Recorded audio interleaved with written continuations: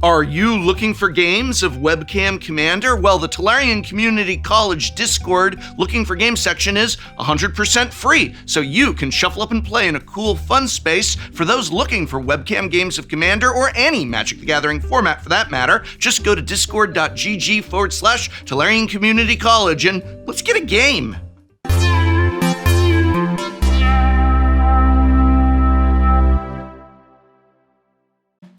One of the best Magic the Gathering products is the Commander Precon deck. For only about $45, you get a fully playable, right-out-of-the-box Commander deck that lets you sit down and shuffle up and play with friends. You can work on a path to upgrading that deck or just enjoy it as a great starting point right out of the box. But these days, the price of Precon seems to keep rising, and oh my god, it costs how much? Never mind that. And many Magic the Gathering players ask the question, what if I just wanted to build my own? Well, presented here is the Tolarian Community College Build Your Own Commander Precon, a deck that you can build yourself for only about $45. Now, in the past in this series, we've built Reanimator decks, Spells Matter decks, Voltron, and even an extremely powerful Commander deck with a vanilla Commander. What? But today, we're taking a real chance. That's right, we're partnering up Krark the Thumbless with Kydel, chosen of Krufix, for a deck that'll be flipping coins for maximum value,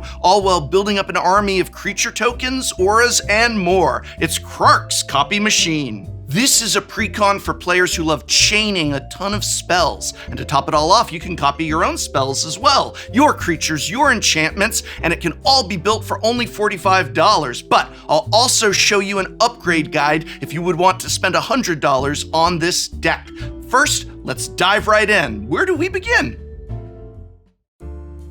This Teamer deck pairs the most famous goblin with no thumbs, Krark, the Thumbless with Kydel, chosen of Krufix, to give our Teamer spells a 50-50 chance of double or nothing. Kydel mostly gives us access to blue and green spells. Its activated ability can produce a ton of mana with a little setup, but the real star of the show here is Krark. Cast a spell, flip a coin. Win the flip, we get another copy. Lose the flip, the spell returns back to our hand and we get to try our luck again. Once we have a card like Harmonic Prodigy, we double our triggers. Win 2 flips, get 2 copies. If we lose 1 flip and win the other, we return that spell back to our hand and still put a copy on the stack. Even in the 25% chance we lose 2 flips, there are still plenty of ways to take advantage of the spell returning to our hand. Talk about stacking the odds. Now, Krark isn't the only Xerox machine in the deck. We have a ton of creatures who exist to copy our spells. With these creatures on board, we'll double up, triple up, heck, maybe even quadruple up on every spell we cast.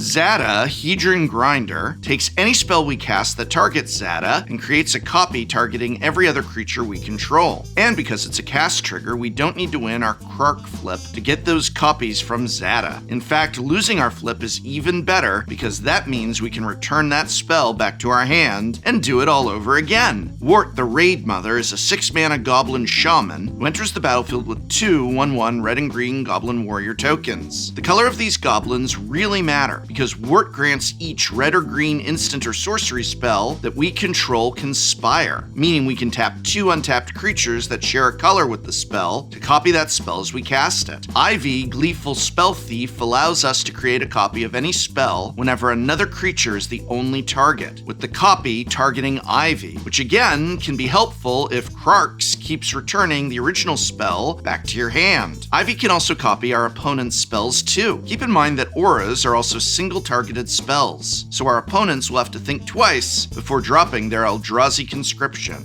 O'Hare Pakpatik, Deepest Epoch, gives instant spells cast from our hand rebound, meaning that when they resolve, we can exile that spell to cast again on our upkeep, which will trigger Krark once again to either put it back in our hand or double it once more. From Baldur's Gate comes Tomb of Horrors Adventurer, an elf monk that copies any spell we cast, as long as it's our second spell for the turn. This doesn't specify the spell type, so if we cast Young Pyromancer as our second spell, we'll get 2 for the price of 1. Tomb of Horrors Adventurer allows us to take the initiative, which sends us to the Undercity Dungeon. dungeon. And if we can complete this dungeon, then we copy the second spell each turn twice instead. So it may be a worthwhile side quest to embark upon. Whenever there are copies floating around on the stack, we can trust Errant, Street Artist from New Capenna, to be there. Errant is a 1-mana rogue with Flash, Defender, and Haste, who for 2 measly mana can copy a spell we control that wasn't cast. For our purpose, this basically reads copy target copy on the stack.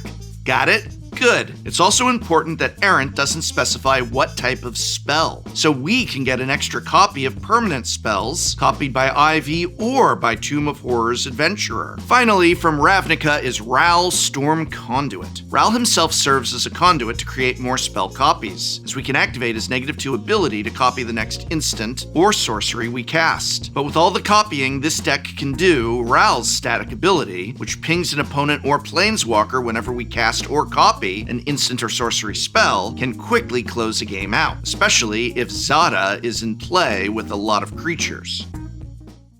With so many ways to copy our spells, your next question is probably, what kind of spells will we be copying? And I'm glad you asked. We won't just be sitting around spinning our plates like some other Spellslinger decks. We'll be looking to take things up a notch during the combat step, and these next few cards will help us pump it up.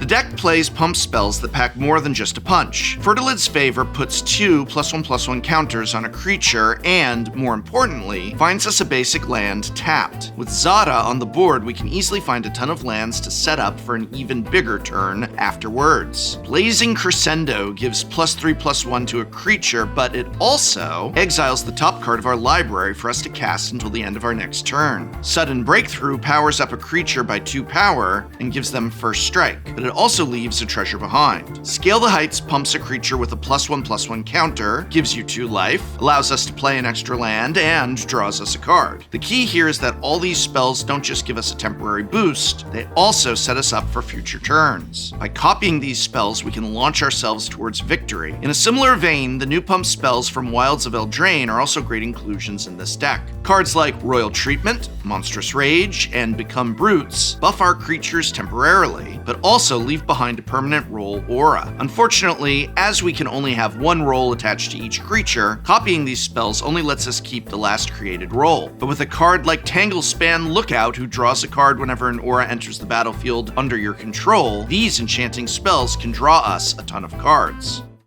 With all of these pump spells, we need creatures to cast these spells on, and the more, the better. By playing permanents that create creature tokens on cast, we'll keep our board nice and wide, because that means every time we lose a Krark coin flip, we'll still have another trigger to make another friend.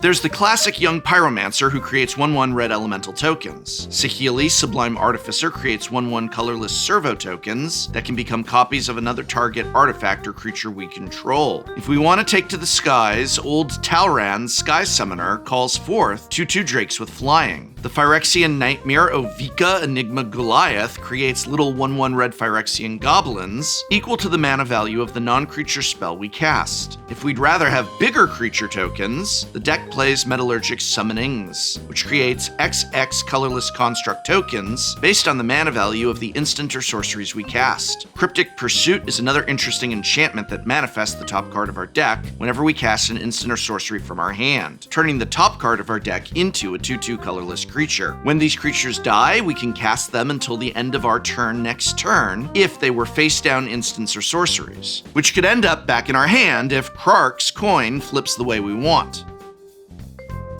Because there's so much single-target spellcasting happening, this Precon plays a lot of great cards which synergize with these spells. Season of Growth allows us to draw a card whenever a spell we cast targets a creature we control. Similarly, Triton Fortune Hunter and Storm Chase Drake draws us cards whenever we target them with a spell. Vesuvan Duplimancy duplicates any artifact or creature we control whenever they are the only target of a spell we control. The token copy that Vesuvan Duplimancy creates is not legendary, meaning that by copying powerful legends like Zada, we can truly make the game out of control. If we manage to steal an opponent's creature with Twisted Fealty or Involuntary Employment, we can use Vesuvan Duplimancy to give ourselves a permanent token copy after the original creature goes back to their rightful owner. Another very interesting use of Vesuvan Duplimancy is animating all the key runes this deck plays into creatures, and then casting pump spells that normally would target creatures to create more mana rocks for a very cheap cost. This also applies to any lands that we can turn into creatures as well. When there's a threat to be removed, Legolas, Master Archer, turns all our pump spells into deadly arrows. Simply target an opponent's creature with a pump spell and Legolas will deal damage equal to its power to that creature before the pump spell resolves. Legolas also gains a +1/+1 counter each time he's targeted with a spell, making him a powerful target for those very same pump spells.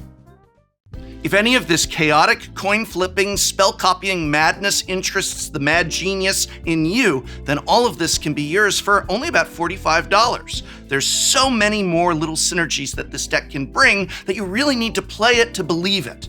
But what if you want to spend a little bit more cash for a lot more power? Let's up our budget to $100 and upgrade it to the next level. Here we're going to take a look at what we'd recommend you swap in and swap out with a $100 budget.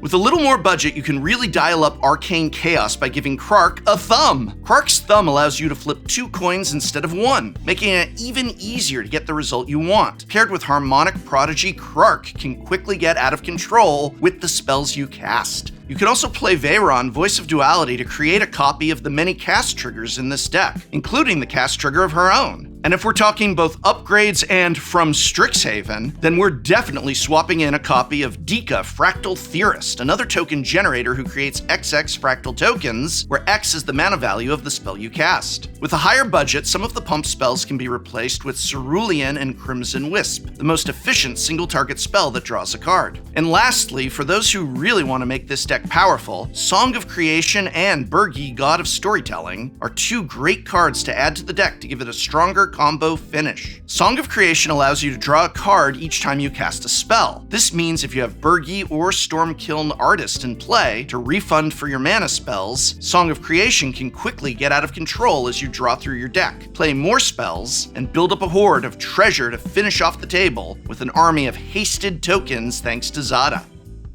Links to the deck list in this video's description. This deck was actually created by the episode's writer, Rebel AI, who you might remember helped me develop the deck that I gave to Gavin Verhey on Shuffle Up and Play.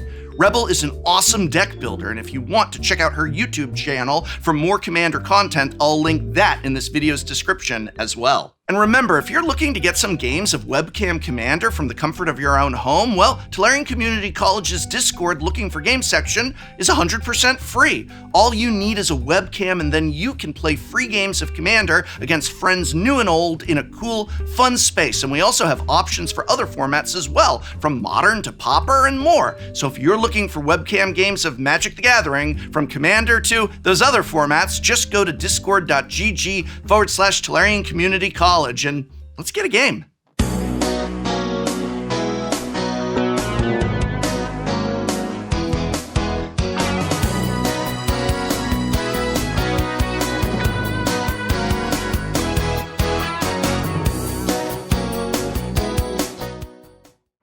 Next time on Shuffle Up and Play. What's up, peasants? It's Shuffle Up and Play, and we are drafting a Peasant Cube today. Peasant Cube is anything with just commons and uncommons, so no rares and mythic rares here. I'm Corey Baumeister. My name is Brad Nelson. I'm Emma Partlow. Trigger off my Young Pyromancer. Young Pyromancer can get out of hand, though. Yes, it is out of hand. It's on the battlefield. Hey. Are you just going to win right now on this turn? Corey, I've been on the show before. Yeah. You should ask Emma. Emma, what should I play here? Yeah. She's got nothing, but I suggest trying to win this turn. Now, Brad, if you want to attack with that mother runt, I'm just going to give you a brother pass, okay? I'll just take it. I told you your worst plays will be turned into shorts. I'm never going to be able to financially recover from this.